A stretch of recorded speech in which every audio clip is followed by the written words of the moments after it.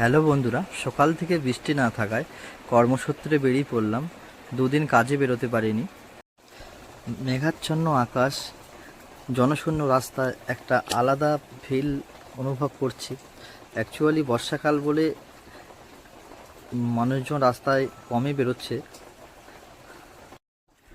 দোকানে এসে পৌঁছালাম এবং দোকানের আশেপাশটা একটু ঘুরে দেখালাম। অ্যাকচুয়ালি দোকানটা আমার না, এই দোকানে আমি মাল সাপ্লাই করি।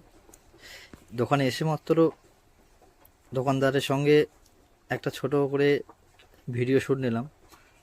কাজ থেকে বেরিয়েই বাইকটাও নিয়ে রওনা দিচ্ছি হিঙ্গলগঞ্জ লঞ্চঘাটের দিকে। হিঙ্গলগঞ্জ লঞ্চঘাটে এসে পৌঁছালাম। এই লঞ্চঘাটে অনেক মানুষ সময় কাটায় বসে বসে, কারণ ওই পারেরটা হলো বাংলাদেশ।